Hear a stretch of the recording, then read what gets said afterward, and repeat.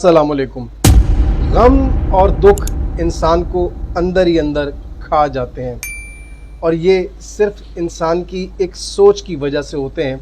अगर ये समझ लिया जाए, ज़िंदगी के फ़लसफ़े को अच्छी तरह से जान लिया जाए और जहन नशीन कर लिया जाए कि इस दुनिया में इंसान अकेला आया है और उसे इस दुनिया से अकेले जाना है। चंद लोगों का साथ कुछ अरसे के लिए हमें मिलता है, वो कभी हमसे बिछड़ जाते हैं, कभी हमें छोड़ जाते हैं, नए लोग मिल जाते हैं, नए रास्ते बन जाते हैं। ये एक ज़िंदगी का फ़लसफ़ा है। इसे समझकर अपने ज़हन नशीन कर लिया जाए तो परवरदिगार की मर्ज़ी पे इंसान राज़ी रह सकता है। और जब ऐसा रहता है तो कभी नाउम्मीद नहीं होता, कभी मायूस नहीं होता और कभी गम उस पर हमेशा के लिए तारी नहीं रहता। वक्ती तौर पर गम दुख आते हैं और चले जाते हैं।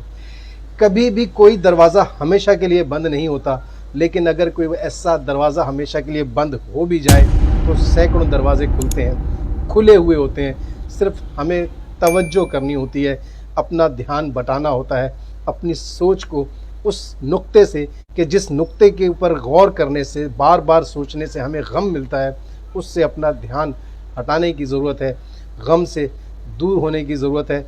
इसको खुद पर तारी नहीं करना चाहिए। चाहे कोई फ़रेब दे, चाहे कोई धोखा दे, चाहे कोई छोड़ जाए, चाहे कोई बड़ा से बड़ा गम दुनिया में आ जाए, कोई आजमाइश आ जाए, कोई इम्तिहान आ जाए, कोई बदहाली हो, कुछ भी हो, अल्लाह की मर्ज़ी पर इंसान अगर राज़ी रहे और ये सब जान ले कि ये कुछ अरसे के लिए है, कुछ वक्त के लिए है और दरवाज़े और रास्ते भी खुलने बाकी हैं, उनकी तरफ तवज्जो करके अपना ध्यान बटा सकता है और इस तरह से गम से निजात हासिल कर सकता है।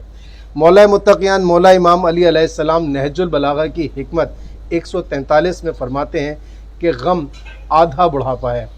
यानी ये गम इंसान की ज़िंदगी को, उसकी जवानी को, उसकी खुशियों को खा जाता है, एक दीमक की तरह उसकी ज़िंदगी से लग जाता है अगर इंसान ज़िंदगी के फ़लसफ़े को न समझे। हम समझते हैं कि हमें शायद हमेशा यहाँ रहना है और हमेशा हम लोगों का साथ भी हमारे साथ रहना है, हम अकेले कभी नहीं होंगे, हमें खुशियाँ ही खुशियाँ चाहिए और हमेशा का साथ चाहिए।